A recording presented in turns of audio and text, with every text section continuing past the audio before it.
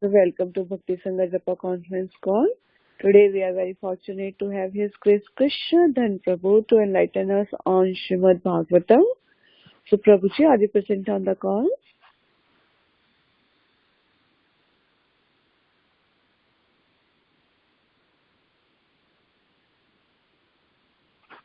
Hare Krishna.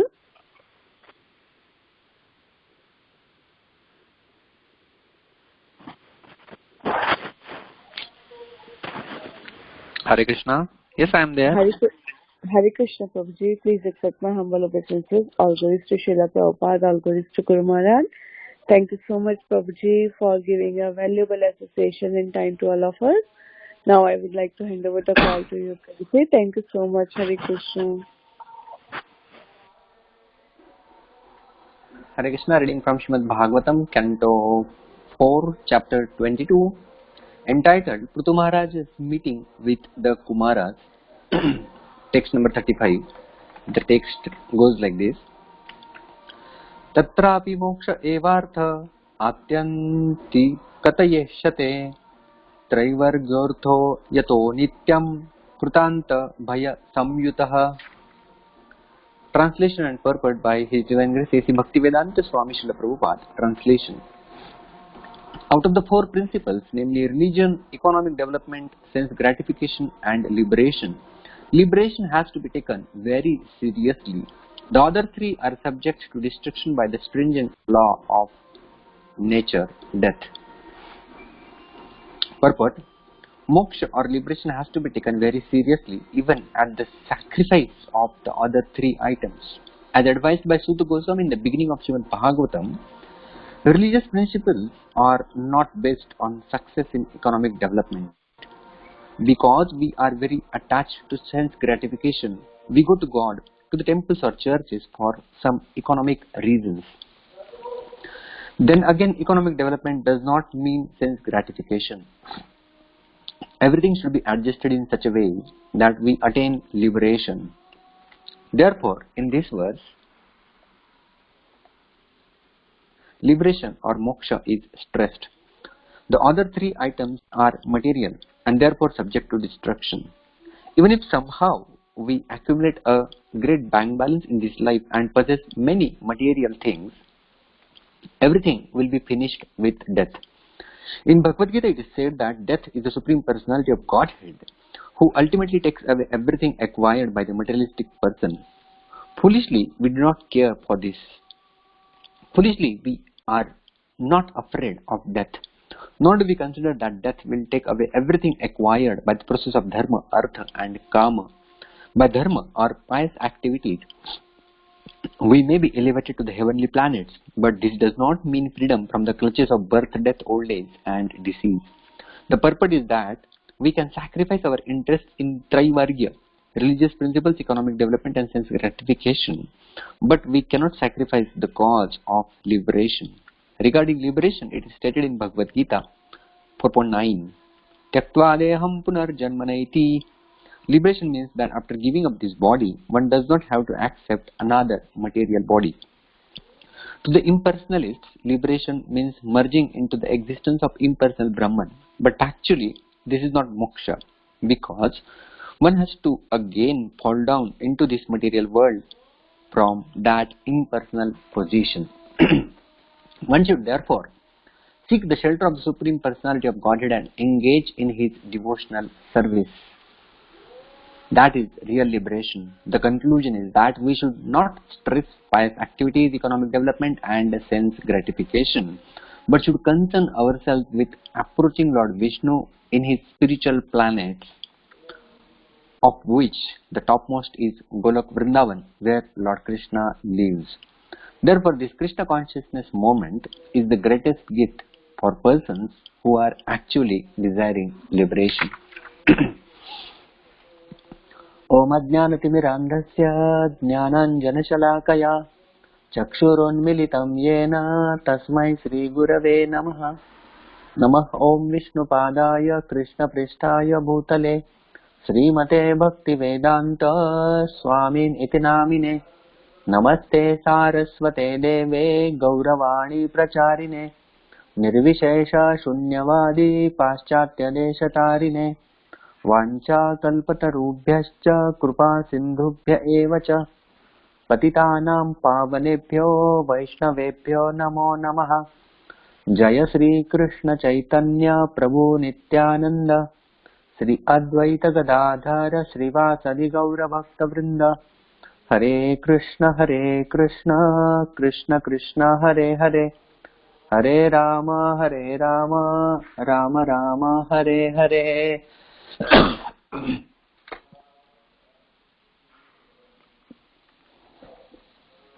Hare Krishna. So I'd like to welcome all of you for this Srimad Bhagavatam session. We are discussing fourth canto of Srimad Bhagavatam.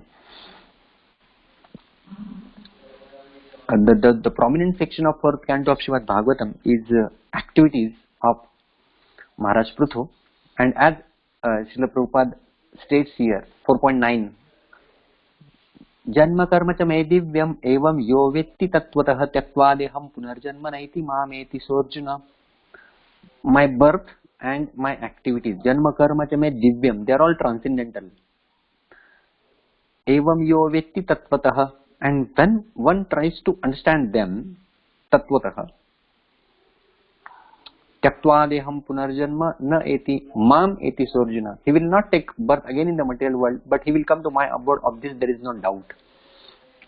And Prithu Maharaj is none other than incarnation of Lord Krishna, Shaktavesh incarnation. And when we try to understand about Prithu Maharaj's birth, that was also divine, and his activities, all of which activities are also so divine. And one such activity of Prithu Maharaj is his inquiring. This chapter 22nd is entitled, he is meeting with the Kumaras. So the four Kumaras, Chatush Kumar, they have appeared on the in the palace of King Prithu, and here King Prithu first of all glorified them, glorified the process of devotional service, glorified the great saints, and then he put forth an inquiry in front of them. Whenever we meet a sage, we are supposed to make an inquiry. And what kind of inquiry? Prithu Maharaj says, I don't have to inquire about you because you are devotees of the Lord. The absurd inquiries, how are you and how are you doing? But the inquiry has to be, Srila Prabhupada said that, while quoting in some of his lectures, he tadvidhi pranipatena pariprasnena sevaya upadekshanti te jnanam jnani nasattvadarshinaha. 4.34. As Krishna has stated this to Arjuna, tadvidhi, know that vidhi, by three things he asked: pranipat, pariprashna and sevaya. So first of all, surrender to them and make inquiries, suitable inquiries, and do serve them. So that is the path of advancement in the spiritual life. So whenever we meet a sage, we should inquire. And here King Prithu, as an ideal example, he is making this inquiry. In verse number 15, he inquired that how in this material world we can very soon achieve the ultimate goal of life. So he put for the inquiry, and of the four Kumaras, Sanat Kumar has started answering the question asked by Prithu Maharaj. And when they answer, 4.34 is that how one should approach Tattva Darshinaha, great seekers and seers of knowledge. यज्ञात्वा न पुनर्मोहम एवं यास्यति पांडव येन भूतान्य शेषाणि द्रक्ष्यस्यात्मन्यथो मयि. यज्ञात्वा न पुनर्मोहम. Once you know from the divine sages, yajñatva na punarmoham, that you will not again fall into illusion, and all the things will be clarified by their knowledge. So here Prithu Maharaj is putting inquiry in front of the Chatush Kumar, Sanat Kumar. Now from verse number 18 onward, Sanat Kumar first of all glorified the question, because he didn't ask what about me, what about you. He asked the ultimate goal of life for all the suffering humanity. And that is what Srimad Bhagavatam is actually all about. It's been created for this purpose.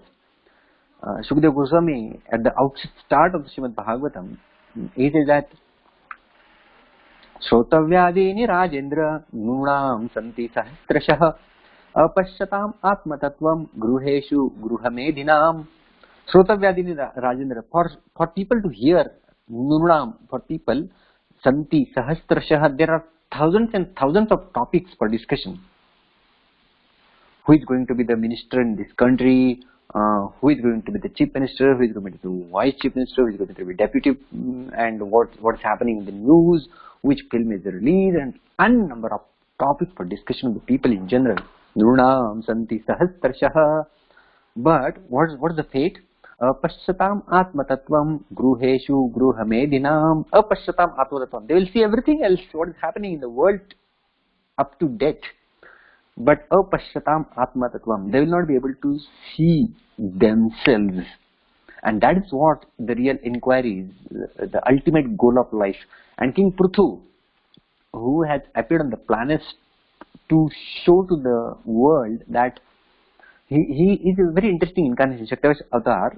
He is incarnation of the Lord. Simultaneously, he is a devotee of the Lord. So, as a devotee of the Lord, he is teaching us how a devotee should be leading his life. So now, verse number 15, he has put for the inquiry what is the ultimate goal of life and how to achieve. And from verse number 18 onwards, Sanat Kumar has started answering his queries. Last verse, yesterday's verse, verse number 34. Na kuryat karvichit sangam tamaskivram titirishuho dharmarthakama mokshanam yadatyattant vighatakam. He said, those who strongly desire to cross the ocean of descent must not associate with the mode of ignorance, for the hedonistic activities are the greatest obstructions to the realization of the religious principles, economic development, regulated sense gratification, and at last liberation. So, these Dharma, Artha, Kama, Moksha, they were talked about in the verse number 34 as well. But what is being said that one who is titirishuhu, one who is eager to cross beyond the ocean of material existence, that person should not associate with mode of ignorance much, because it creates hindrance in the path of Dharma, Artha, Kama and Moksha. So, when we associate a lot with mode of ignorance, then what happens? Just like when we are into darkness, then things are not so clear in front of our eyes. We have our eyes intact, the things are intact, but because of the darkness, we are unable to see and perceive things as they are. What to speak of things, even we cannot see our own hands when there is absence of light. So, mode of ignorance, darkness, mode of ignorance is also called as darkness, which make things blur. And therefore, in the last verse, Sanat Kumar was talking about that a lot of association with mode of ignorance, it may create hindrance in pursuing Dharma, Artha, Kama, Moksha. And the today's verse, it talks about Tatrapi moksha eva artha atyantikat yeshyate traivargothu yaro nityam krudanta bhaya samyutah. What he says is that of these four, Dharma, Artha, Kama, Moksha, the moksha has to be given prominence, the ultimate goal, because these three goals, they are kruta anta bhaya samyutah. There is fear associated with of death when we talk about other three. Now, I'll be talking about both the verses, verse number 34 and 35, because the same theme is reiterated, that Dharma, Artha, Kama, Moksha, and when you associate with mode of ignorance a lot, then we may miss on the clear understanding of Dharma, Artha, Kama, Moksha. And of these three, the fourth is of topmost priority, as Srila Prabhupada has stressed in his purport was verse number 35. So our Vedic literature, they talk about this Purushartha Chatushtaya. It means these four Purusharthas: Dharma, Artha, Kama and Moksha. Because of living in this world, and associating with mode of ignorance, we don't understand these terms in their proper perspective, and because of that one may get addicted to either one of them. That can create violence. As mode of ignorance, Krishna talks about that in 18th chapter of Bhagavad Gita. Yattu krusnavad ekasmin karye saktam ahaitukam yattatvartha adalpam cha tattamasam udaharitam. What is understanding in the mode of ignorance? He says, Yattat krusnavad ekasmin karye saktam. He thinks that this one particular thing is all in all and rest all are useless. That is mode of ignorance. Karya saktam ahaitukam. He becomes attached to only one particular thing, one particular understanding, one particular opinion, one particular perspective of thing the person gets attached to. That is mode of ignorance. So similarly, while understanding these four terms about this Purushartha Chatushtaya, Dharma, Artha, Kama, Moksha, and when we are influenced by mode of ignorance and then we see these terms, then these appear to be little blurry. So to have a proper perspective, then we need mode of goodness. Mode of goodness brings light. Sarvadvareshu dehesmin prakasha upajayate jnanam yada tada vidyat vivruddham sattvamithyuta. In 14th chapter, Krishna talks about when there is rise in mode of goodness, sarvadvareshu dehesmin prakasha upajayate. Prakash is light. Sarvadvareshu means all the doors are illuminated. All the doors means all our senses. We gather knowledge through all our senses. Like when we enter, the doors are always lighted. Whenever you enter a mall, then all those doors you properly can make out where is the entry, and the doors are actually they are made gorgeous. Even when there is a big hall and there is a big pandal setup, the entry is made gorgeous, well lit. The door has to be well lit. Even the room, when you enter the door has to be well lit, and once you make an entry into the room through the door, then most of the times these electrical switches are fitted near the door only, so that you can light up the room. So the door has to be lighted. Now what are the doors of the body? Navadvare puredehi. There are doors to the body. The body, if you compare the body to the room, then our senses are called as doors. Sarvadvareshu dehesmin prakasha upajayate. All the doors are light up when there is increase in sattva guna. Vivruddham sattvamithyuta. So what Krishna is saying, that are there LEDs set up in my ears, eyes, nose, mouth, in my senses that get light up when there is increase in sattva guna? No. Sarvadvareshu dehesmin prakasha upajayate means that we can see things, we can hear things, we can understand things in their proper perspective when there is increase in sattva guna. So, because of constant association with mode of ignorance, and what is the characteristic of mode of ignorance? Aprakasha pravrittischa pramado moha evacha tamasyetani jayante vivruddhe kurunandana. In 14th chapter, Krishna says that when there is increase in tamoguna, the first characteristic is aprakasha. Aprakasha means darkness. And the last verse, yesterday's verse number 34, it talked about that when you constantly associate with ignorance, it creates hindrance in the path of dharma, artha, kama, moksha. And I'll say not only in the part of dharma, artha, kama, moksha, but in the proper understanding of dharma, artha, kama, moksha, there is hindrance. So we have to rise from mode of ignorance to the mode of goodness to properly understand this terminology of these four Purushartha. So in today's session, we will try to understand these four Purushartha and what Srila Prabhupada writes in the purport of today's verse. So let us take first term, that is Dharma.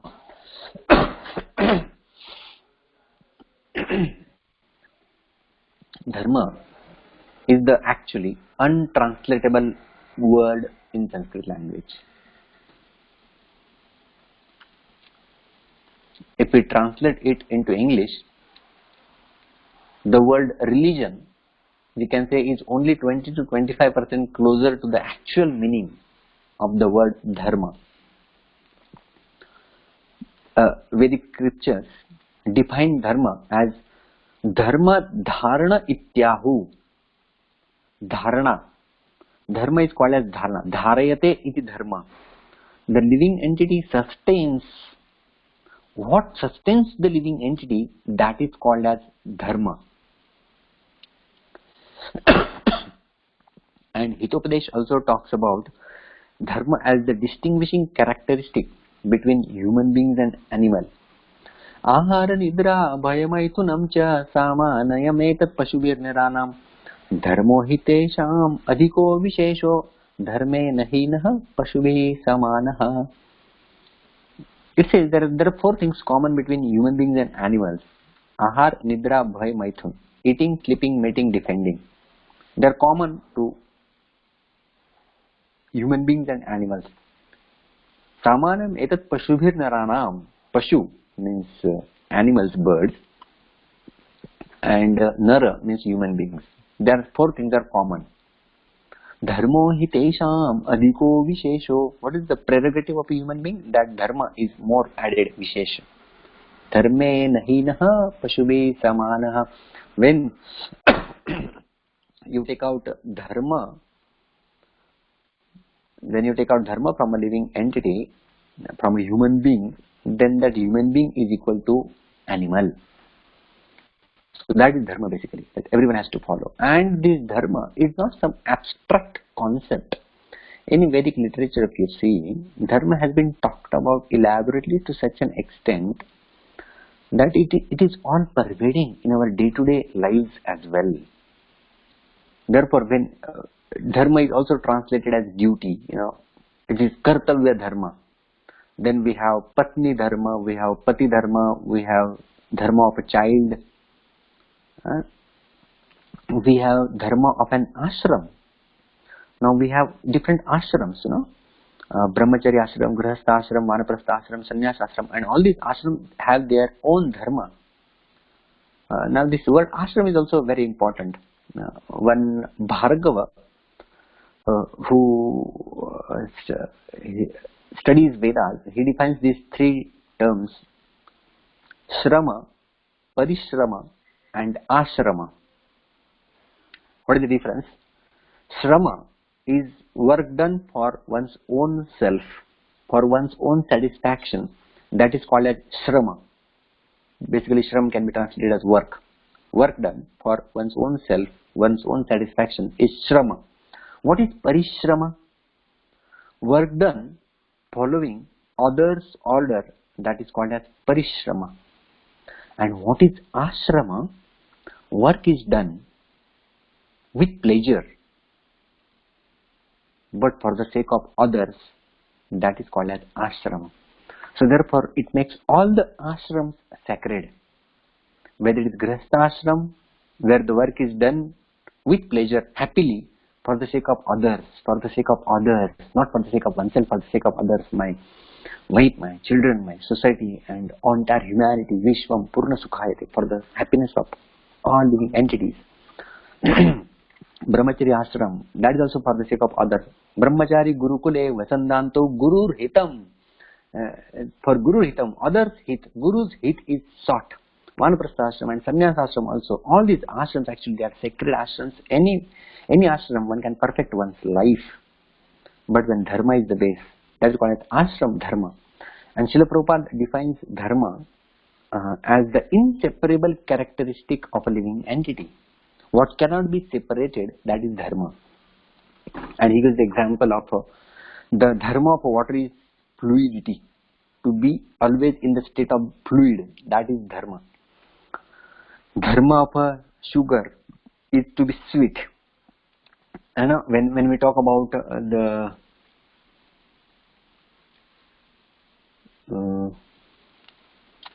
sour sugar, that is oxymoron. Dharma of chili, dharma of sugar, they are different and they are inseparable characteristics. Dharma of fire, dharma of fire, is to give light and to burn. So whether the small baby puts the hand or the elderly grown-up fellow puts the hand in the fire will burn, because that is the dharma of the fire. It will not distinguish. So that is dharma. So dharma is the inseparable characteristic, and therefore the dharma of a jiva, living entity, is talked about. Jivera swarupaha krishnera nityadas. So what is dharma of a living entity is to eternally, constantly, forever, in all the situations, in all the circumstances, serve Krishna. That is the dharma of a living entity. So this is what we need to understand dharma. It's a very broad concept, but when we translate into some other languages, then that becomes narrow-minded vision of a dharma. So dharma is very broad, and right. So from living entity, and our existence is multifaceted actually. 5 koshas, they have been talked about in Upanishad. Our existence is at 5 levels: Annamaya kosh, Pranamaya kosh, Manomaya kosh, Vijnanamaya kosh, and Anandamaya kosh. So the definition of dharma is all pervasive at all the levels. So that is dharma. When we move ahead, we have artha. Now it's very interesting that how narrower vision of a person can become. That artha, when we talk about artha, what comes in our mind is just money, right? But it's artha is not only about money. It's not only about the only economic development. It's called, in Vedic language, it's called samruddhi. That entire samruddhi is called as artha. So whatever ways a person employ to fulfill one's basic desires, that is called as artha actually. We have all our needs. We have learnt in social science, we have 3 basic needs: food, clothing and shelter, anna, vastra and nivara. So our basic necessities are there: food, clothing and shelter. And when we try to fulfill the efforts taken by human beings to fulfill these basic needs, that is called as the part of Artha Shastra. So for food, then there is whole gamut of agriculture developed. For clothes, there is whole industry of fabric set up. And for housing, there is a whole branch of irrigation, civil engineering, architecture and all that stuff. Transportation, everything is, all these vidyas, there are different vidyas for that matter, and all these are developed. They are all factors involved in the Artha Shastra actually, and all together is called as Artha. It's not just about money. And what are the factors that needs to be considered when we study about Artha Shastra? Actually, it's one's eagerness for development. That yes, I want to be a developed human being. I don't want to be just a daridri, just want to be some poor fellow, but I want viksit, and that one's own development. And yes, when we talk about Artha Shastra of the Vedic times, it was too developed. It's not that people were living in Vedic times in poverty. No, they were all living. We see even the Prithu Maharaja's description when we reach Srimad Bhagavatam. His palace is described, to such a gorgeous extent. They were not poor fellows. So Artha Shastra has more emphasis on the development of the human society. And for this samruddhi, one has to work. So there has to be parishram, there has to be efforts put. And therefore Vedic Ukti also says, Udyamena hi siddhanti karyani na manorathai. Udyam means basically prayatnashil. Udyam means taking efforts. Udyamena hi siddhanti karyani na manorathai. All these works can be fulfilled, all these desires can be fulfilled, not just by your wish, but you'll have to work for that. And this element removes the laziness of human beings. Otherwise, we will be lazy, that I don't have to work about Artha Shastra and I don't have to take care about my needs, and then we become lazy. And उद्यमेन हि सिद्ध्यन्ति कार्याणि न मनोरथैः हि सुप्तस्य सिंहस्य प्रविशन्ति मुखे मृगाः. Even if the lion is considered as the king of the forest, if the lion is sleeping, it's not that the deer will think that the king is sleeping and let me go and become its food. Nahi suptasya simhasya. Even if the suptasya simhasya means the lion is sleeping, nahi suptasya simhasya pravishanti mukhe mrigaah. The animal or the deer will not come and become its food, the food for the lion or the tiger. The lion, even though the king of the forest, he has to take efforts, go, run, catch its prey, and then eat and sustain. So, when there is artha, therefore they are called as purushartha. Purushartha means one has to work towards fulfillment of these. And therefore Krishna also, he said, Arjuna, give up laziness and fight. So this laziness can be given up when we strive for a developed human being, a developed consciousness. Now, when there is greed, there is anxiety. As Mahatma Gandhi has said that God has created things for everyone's need, but not for everyone's greed. So we need to do purushartha for fulfilling our basic needs, but not that greed. So that when we work for that greed, then there is anxiety, then there is trauma. And but when we do parishrama for the satisfaction of our needs, then we feel actually satisfied. But when people, they work not just for their needs but for their greed, then they cross the level of satisfaction and they enter into the level of anxiety. And therefore people these days, they are suffering from anxiety because they overwork for the fulfillment of their greed, and this overwork leads to anxiety and so many diseases aligned with it. Therefore in the bygone or the previous ages, people would not fall sick and they would live longer lives compared to this age. Why? Because they were satisfied doing their work, and the satisfaction can be had when we work with our heart for the sake of others. That is called as nishkama karma. And this takes us to the third purushartha, that is kama. Dharma we have seen, artha we have seen, and the next is kama. Now this kama is also a very misunderstood term. This kama is not only about sex life. Whenever this word kama comes to our mind, we say it's sex. No, it's not only about sex. It's about desires. Kama basically means desires. Our mind is full of desires. And we know mind is the king of all senses. Manahashtani indriyani prakriti sthani karshati. Mind is called as the sixth sense, which control all the five senses. Therefore it's the sixth sense. We have five senses which gather knowledge, which give input. Eyes, tongue, nose, skin and ears. These five are knowledge acquiring senses, and they have these tanmatras, which we call them as shabda, sparsha, rupa, rasa, gandha. So our ears are connected to shabda, we hear. Sparsha, skin is connected to sparsha, sense of touch. Rupa, form, is connected to our eyes.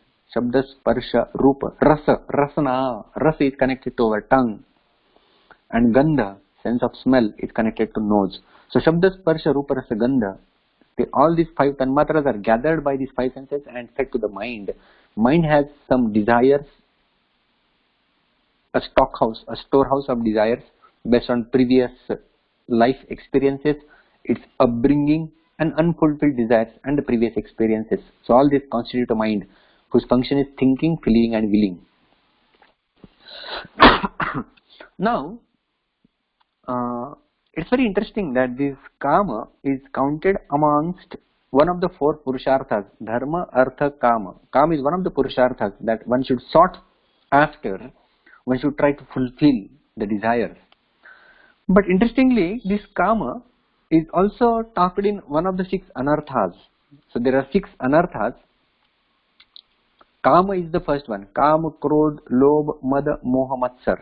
So there are these 6 anarthas. Kama adinam. So it begins with the kama. So the kama is also called as one of the 6 enemies of a human being. And at other place, it said that kama is also a purushartha. Purushartha means which should be worked for. One should be strived for. One should work for its accomplishment. Now how is that? How these two are contradictory? At one place, kama is considered as enemy, and at one place, kama is considered as purushartha. It's something of value to be strived for. We can understand this when we are able to understand that what is nishkama karma. Krishna says in 7.11, first of all, dharma aviruddha bhuteshu kamosmi bhartarshava. I am that kama which is not contrary to dharma. So, dharma is the foundation of all these pillars on which dharma, artha, kama and moksha are piled up. So when dharma is foundation, now Krishna is saying that dharma aviruddha bhuteshu kama asmi bhartarshava. I am that kama which is not contrary to dharma. So it is Krishna, so that kama, so fulfillment of the desires based on dharma is good. That is purushartha. But when kama becomes enemy, when you take out dharma, when dharma, values, morality is taken out, then that kama, then it becomes your mind's whim, and that acts as your enemy. Kama esha, krodha esha, rajoguna samudbhava, mahashana, mahapapma, vidhenam, iha vairinam. They are called as vairi. They are called as the greatest enemy of a living entity. But kama and krodha, they are born of rajogun, the mode of passion. So why they are becoming enemy? Because the person is obsessed by only one particular thing, because of mode of ignorance and passion, as we just saw at the start of our session. that becomes the goal. Dushpurena lenacha. That kama cannot be fulfilled. In Srimad Bhagavatam also it said in Puranjan pastime that the kama can never be fulfilled. This verse I am unable to recall it.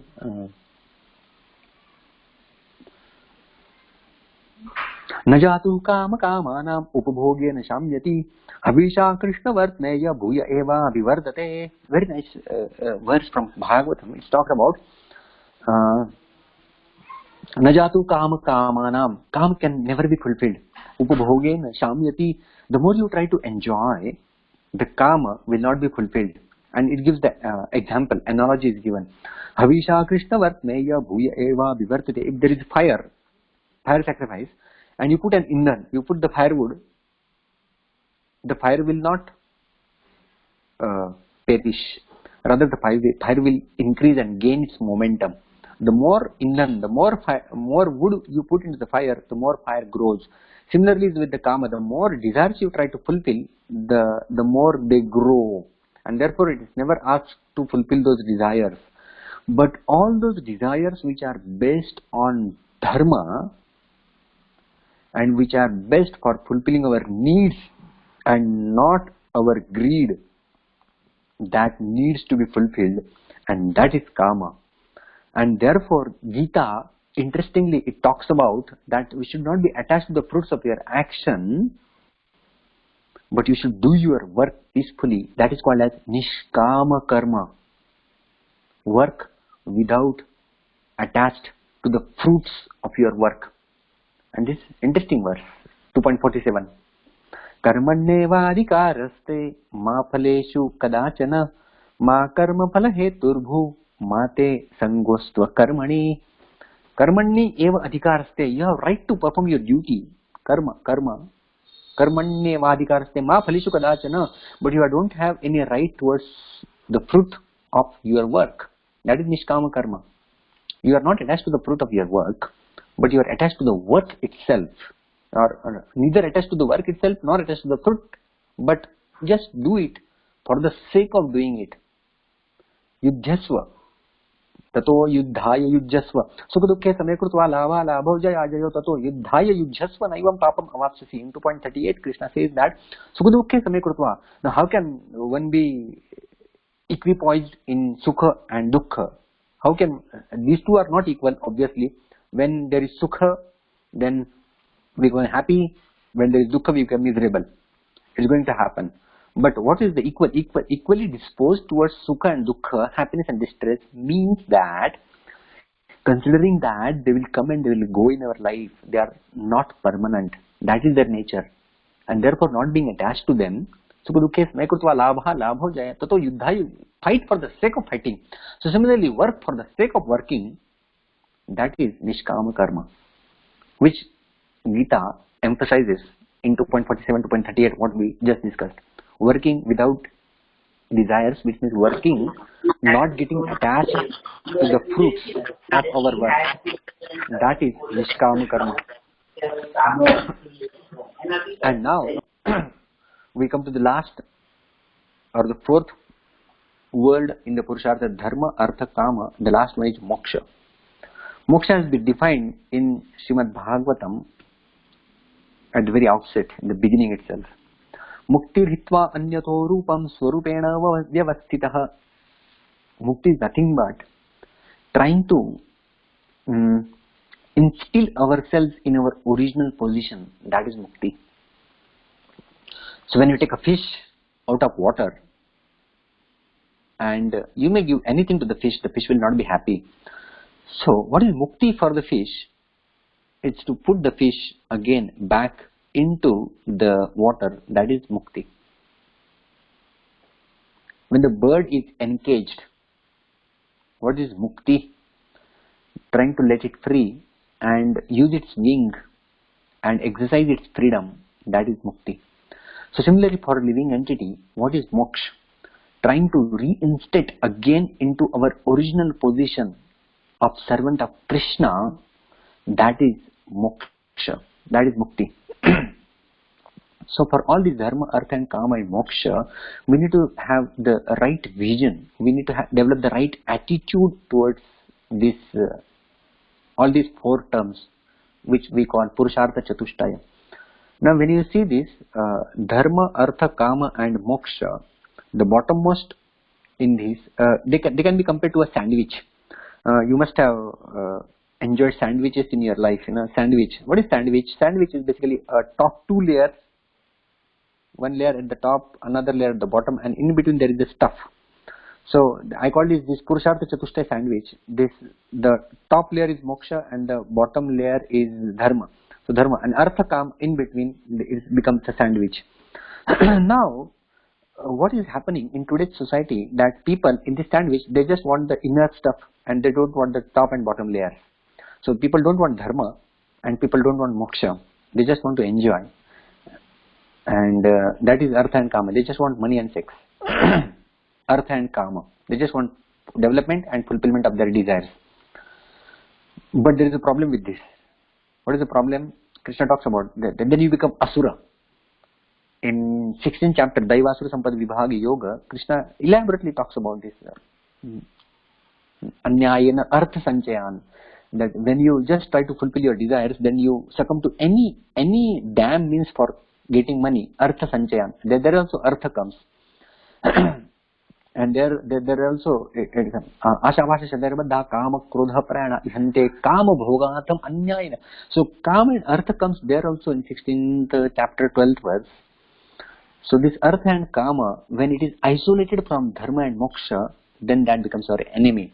So therefore it should not be isolated. But when we have the vision based on Bhagavad Gita, the dharma aviruddha bhuteshu kamosmi vartashama, the kama and the artha, which is not separated, which is not isolated from dharma, that is Krishna.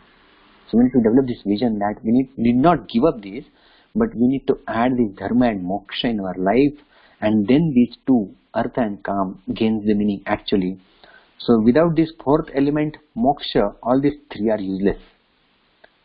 Even the dharma, artha and kama, they lose all their meanings when the fourth element, moksha, is missing. And that is what is being talked about in the today's verse number 35. That tatrapi moksha evartha. That moksha is of real value, and that has to be given the priority and the most importance actually. But we should not have the abstract concept of the moksha. Moksha means something, liberation, which we will attain after giving up this body. No. Moksha is the state of mind which can be lived even while living on this planet. One doesn't have to die. In Bhagavad Gita 5th chapter, verse number 10 and 11, Krishna talks about this actually, which is nothing but moksha. Brahmanyadaya karmani sangam tyaktva karoti yaha lipyatena sapapena padmapatram ivambasa कायेन मनसा बुद्ध्या केवलैर इंद्रियैरपि योगिनः कर्म कुर्वन्ति संगम त्यक्त्वात्मशुद्धये. What Krishna is saying, that Brahmanya adhaya karmani sangam tyaktva karoti. Brahmanya adhaya, what is your adhisthana? What is the adhisthata? What should be the holding point? That is Brahman. That is Krishna. Brahmanya adhaya karmani sangam tyaktva karoti. Sangam tyaktva, he gives up attachment to the fruits of the action. Sangam tyaktva karoti. Lipyate nasa papena, he will not be influenced by the sin. He will not be touched by the sin. Like Padma Patram, Ivam Bhasa, just as the lotus leaf, it stays in the water but not get affected by the water. Similarly, as Bhaktisiddhanta Saraswati Thakur used to say, be in the world but not of the world. The yogi, basically a bhakta, he does activities for the sake of purification. कायेन मनसा बुद्ध्या केवलैर इंद्रियैरपि योगिनः कर्म कुर्वन्ति संगम त्यक्त्वा आत्मशुद्धये. Atmashuddhi, a yogi works for Atmashuddhi. Similarly, a devotee of the Lord, he has only one particular focus in his life, that he does for self-purification. The purification of the heart and glorification of the Lord is the only purpose for which a devotee exists. And as in Nectar of Devotion, Rupa Goswami, our Acharya for our Sampradaya, we call ourselves Rupanuga, he defined this moksha, what it is. Ihayasya haryardasya karmana manasa gira nikilashvapya vastasu jivana muktaha sauchyate. Even while living you can be called as mukta. How? Ihayasya haryardasya karmana manasa gira. By our activities, by our mind and by our words. Haryardasya. We become das, or servant of Lord Hari. Our body, mind and words dedicated for the sake of pleasure of the Lord, for the sake of mission of the Lord, then that person is called as Jivan Api Muktaha Sauchyate. Even while living, that person is called as liberated. That becomes a great soul. Mahatmana tu mam partha daivim prakritimashritah bhajanti ananya manaso jnatva bhutadi mavyayam. They are called as Mahatma, or the great souls. They are actually liberated even while living in the material world. So they are living in the world, but their vision is into the spiritual realm, and that is the liberation. I'd like to conclude by quoting in the one very interesting point Srila Prabhupada mentions in today's purport. One should therefore seek the shelter of the Supreme Personality of Godhead and engage in his devotional service. That is real liberation. So real liberation doesn't mean that something to be sought when we give up the body. That is not liberation. Real liberation means that one should seek shelter of the Supreme Personality of Godhead. That seeking that shelter I want Krishna. So when we seek that shelter, and not only seeking the shelter but engaging in active devotional service of the Lord, that is liberation. So when we seek and when we do, so what should we seek? We should seek the shelter of the Lord's lotus feet, seeking the shelter. And second is actively engaging ourselves in the loving devotional service of the Lord. That is what has been a defining characteristic of all these great souls. When Maharaj Ambrish's characteristics are being delineated in Srimad Bhagavatam, 9th canto Srimad Bhagavatam, Savai manah Krishna padaravindayor vacham sivaikuntha gunanuvarnane karau harer mandiramarjanadishu shrutim chakarat chuta satkathodaye. mind is absorbed in thinking about the lotus feet of the Lord, Vani, words are engaged in glorifying the Lord, hands are engaged in doing mandir marjana, legs, pado harir kshetra, padanusarpane shiro, rushikesha pada vivandani. His legs are used to travel to the holy places of the Lord, and his head is used to offer the obeisances to the Lord. So it's called an active devotional service. So the more we show Krishna that yet, my dear Krishna, we are interested in you, only and only you. And all these things, activities, dharma, artha, kama, I do only for your pleasure. Then Krishna will be pleased with our endeavors. Same thing happened with Rukmini. Yasyangri pankaja rajasnapanam mahanto vanchanti umapatiriva atmatamopahatyai yarhyam bujakshana labeya bhavat prasada jayyamasun vartakrishan shatajanma vishyat. She saw that I seek shelter at your lotus feet. Yasyangri pankaja raja, the dust of your lotus feet. Yasyangri pankaja rajasnapanam mahanto. Great people, they want to bathe themselves in the dust of your lotus feet, my dear Krishna. Umapati riva atmatamopahatya. Umapati, Uma is another name of Parvati. Parvati's husband is Shiva. Even Shiva desires the dust of your lotus feet. Yaryam bujakshana labeya bhavat prasada. If I don't get dust of your lotus feet and your mercy, my Lord, Jahyam asun is life. Jahyam is to give up. I am ready to give up my life. Pratakrushan shatajanma bhisyat. By performing austerities for hundreds and hundreds of lifetimes, making myself, my body weak by performing austerity, I am ready to do that even if I don't get your mercy. So that is how we seek. That is how we seek. That is how we seek the shelter of the Lord. In the love letter which Rukmini wrote, this is amongst the last verses. She says that I just seek your shelter, my Lord. And even when there is Lord in front, what a devotee desires. When Nalukkuver and Manigriva, they were liberated by the Lord, and they are now about to depart to their abode. What is the thing they are asking? They are asking the active engagement in devotional service of the Lord. Vani gunanukatane shravana kathayam hastau jakarmasu manastav padayorna smrutyam shirastava nivasa jagat praname drushtihi satam darshane astu bhavattanunam. Interestingly, they say that Vani Gunanu Kathane, let our Vani, let our tongue be engaged in glorifying about you. Vani Gunanu Kathane, Shravanau Kathayam, our ears be engaged in hearing your Katha. Vani Gunanu Kathane, Shravanau Kathayam, Hastau Chakarmasu, our hands should be engaged in your activities. Hastau Chakarmasu Manastava Padayorna, our mind should be engaged with your lotus feet. Same with the Amrish Maharaj. Smrutyam shirastava nivasa jagat praname. Let our head be used to offer you obeisances.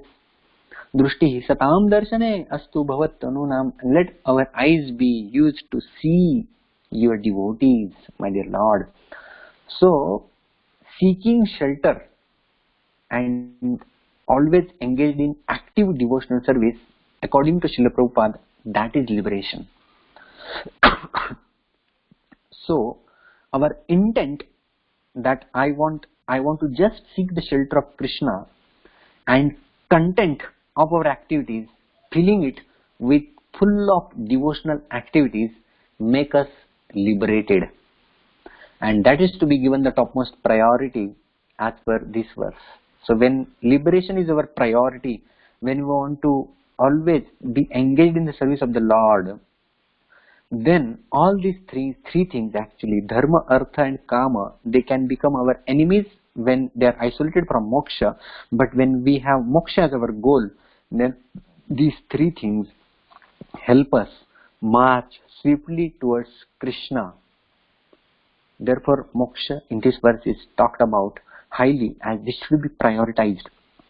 And when this is prioritized, then all things will fall in place. And fall in place means we have to take efforts, active efforts, so that these things fall in place. We have to have moral life, dharma, dharmic ways. We have to earn money, the artha. We have to have development, and we have to have fulfillment of our basic needs, kama. But when we have moksha as the ultimate goal, then all these things will be taken care of in a proper way, and they will not become distraction in the path of devotional service. Thank you all very much. Hare Krishna. Are there any questions to take? Hare Krishna. Thank you so much for such a beautiful explanation and so many other names like Krishna. So thanks for letting us know what is the real liberation and what takes on. Thank you so much for us. Rest devotees, if they have any questions or comments for Prabhuji, they can ask now.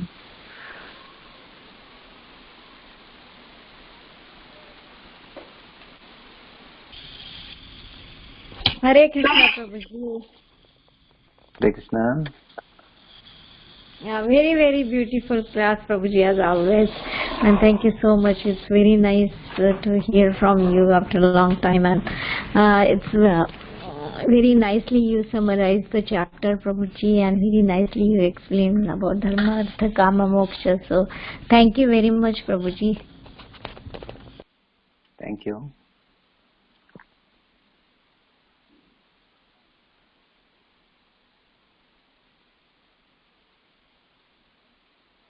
Hare Krishna, Prabhuji. Thank you so much, Prabhuji, for such a beautiful class. Very nice examples. Very beautiful class, Prabhu. Hare Krishna. Hare Krishna.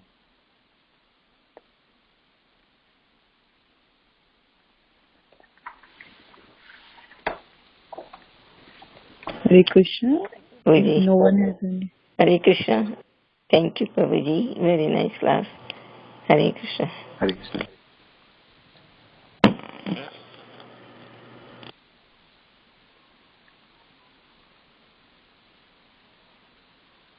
Hare Krishna. If no one has any questions for Prabhuji, no.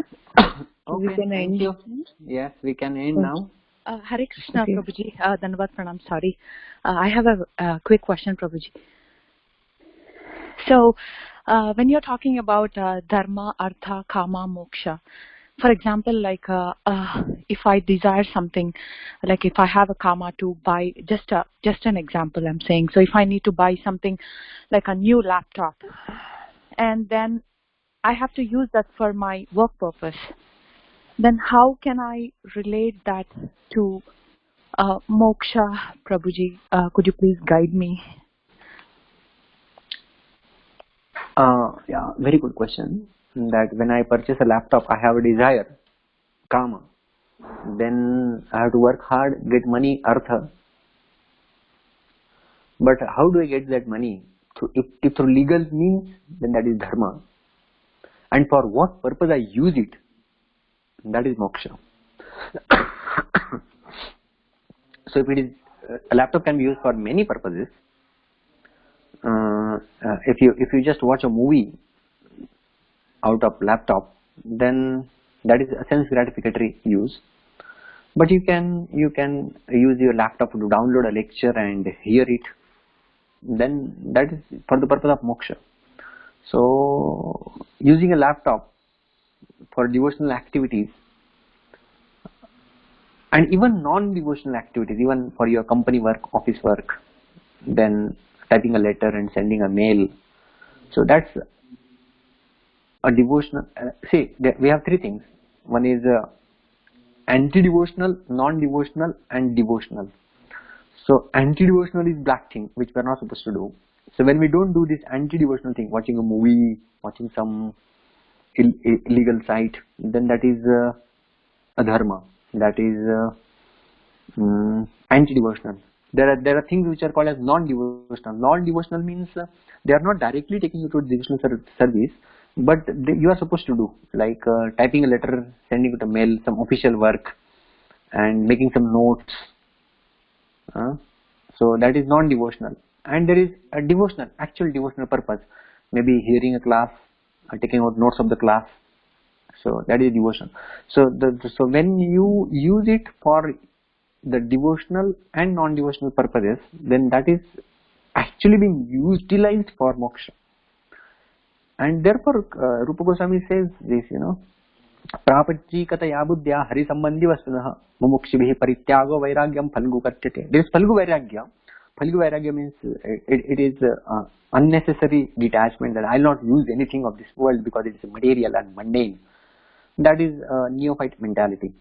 But a right kind of attitude is I will use it for the sake of Krishna, for the service of Krishna. That is the right attitude. And when you have this attitude, it means we are anchored in the attitude of moksha. Is that clear? Yes, Prabhuji. Thank you so much. Dandavat Pranam, Prabhuji. Hare Krishna. Hare Thank you Krishna. very much. Hare Krishna. Hare Krishna, Prabhuji. Hare Krishna. So, are we supposed to end here?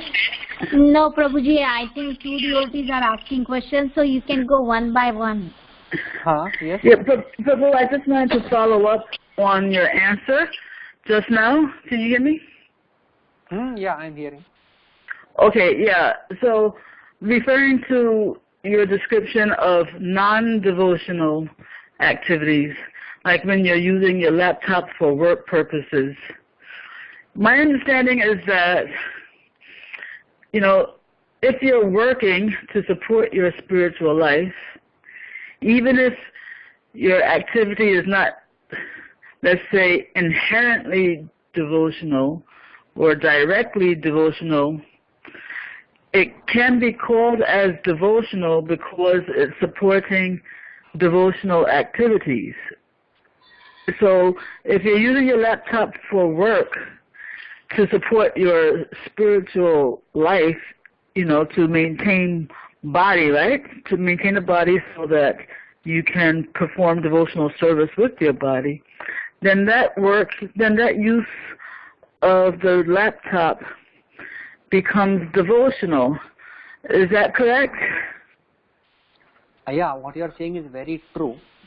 In 17th chapter Bhagavad Gita, almost in the end, he says, Yadne tapasi dane cha sthitihi saditi chochate karma chaiva tadarthiyam sadityeva vabhijiyate.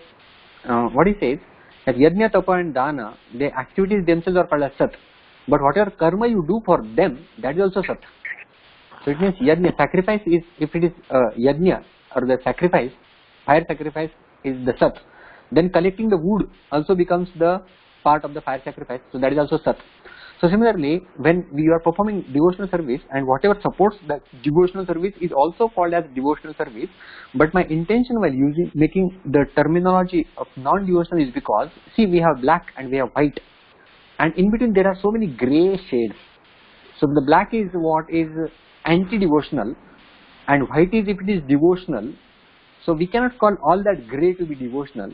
So it is not anti-devotional, but it can be non-devotional. Just to give an example, I'm a student studying. I'm a student, let us say, studying some mathematics.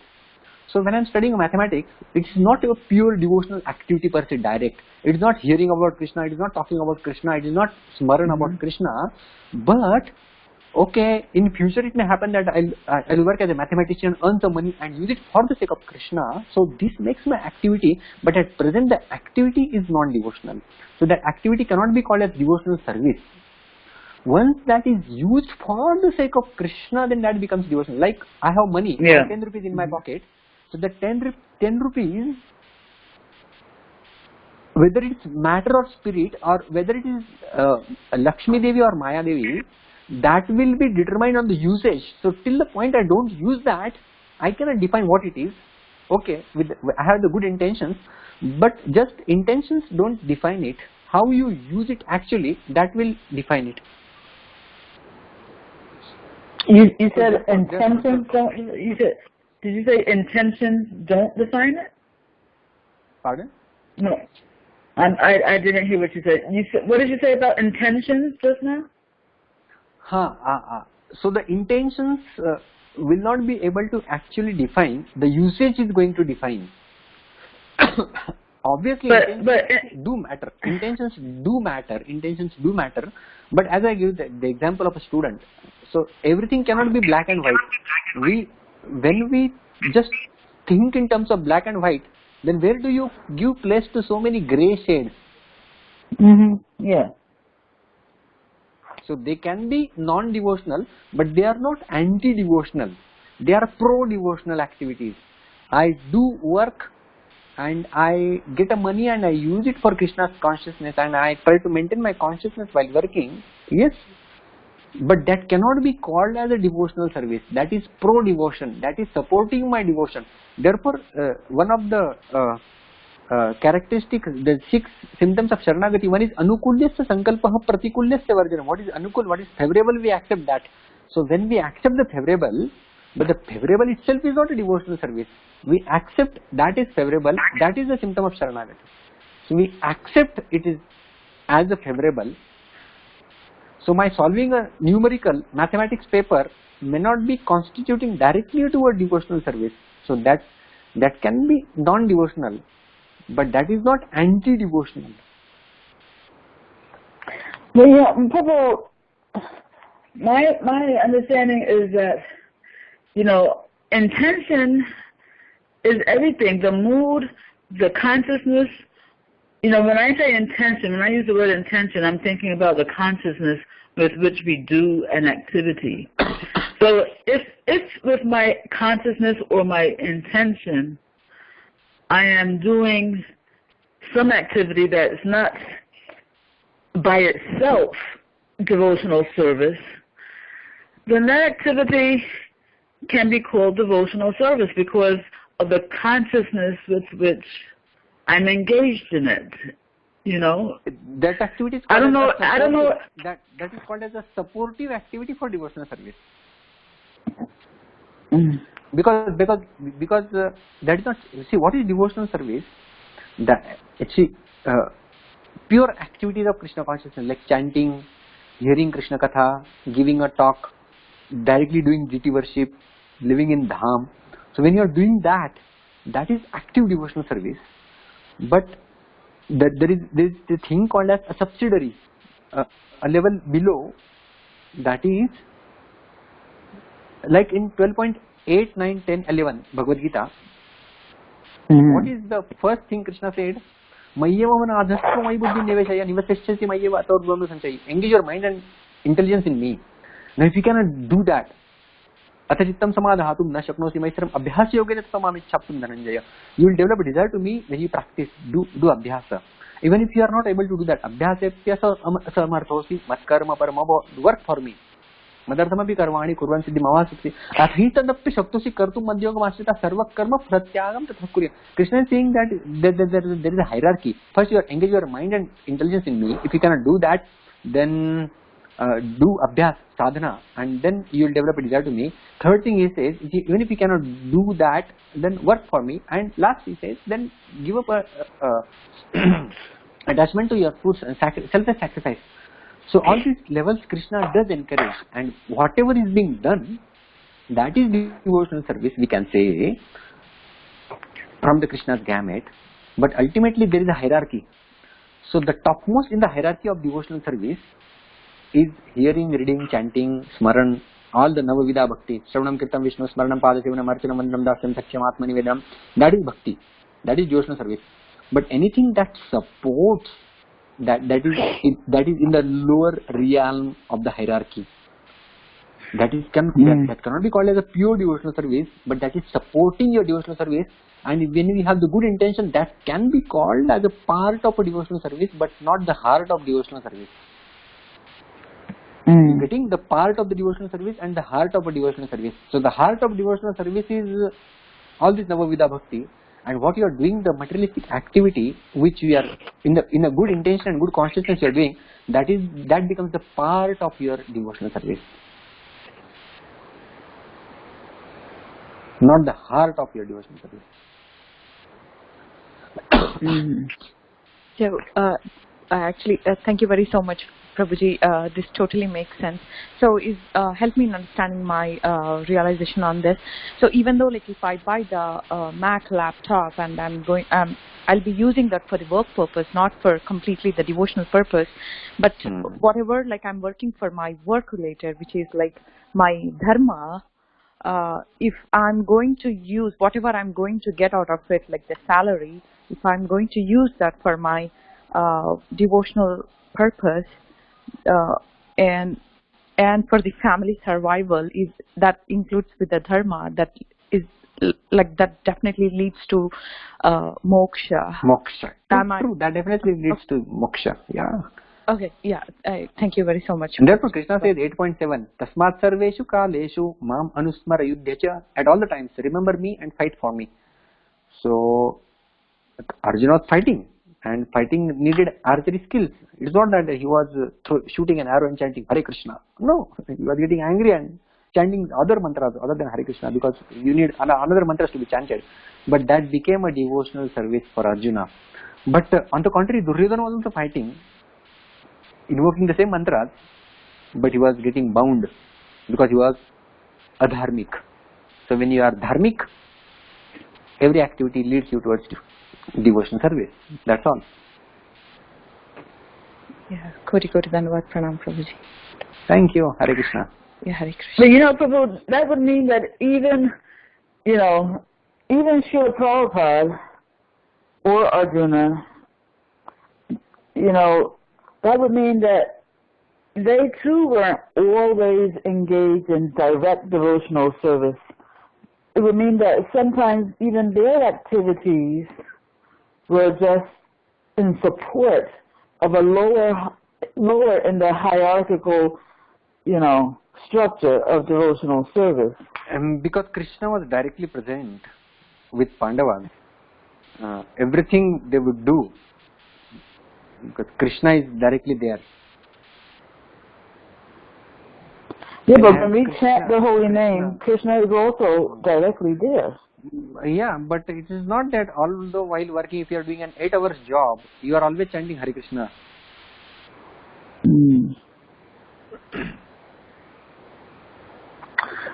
Okay. All right, Prabhu, thank you. Thank you so much. Thank you. It's time to go. I have some work also. Thank you all very much. Hare Krishna. Thank you, Prabhuji, for such a beautiful question answer session. Yes, somebody.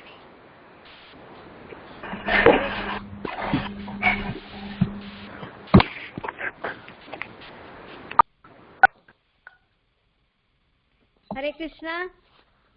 Prabhuji, lost Mataji the call.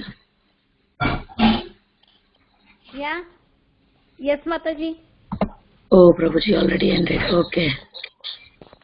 Oh, Prabhuji is already gone. Yeah. Okay, Mataji, no problem. So we'll end the call here.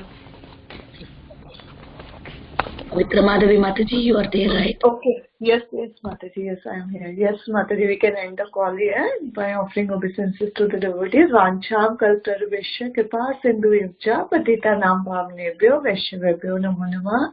अनंत कोटि वैष्णव वृंद की जय, श्रीमद् भागवतम की जय, श्रील प्रभुपाद की जय, his grace Krishna धन प्रभु की जय. So, thank you so much, Prabhuji.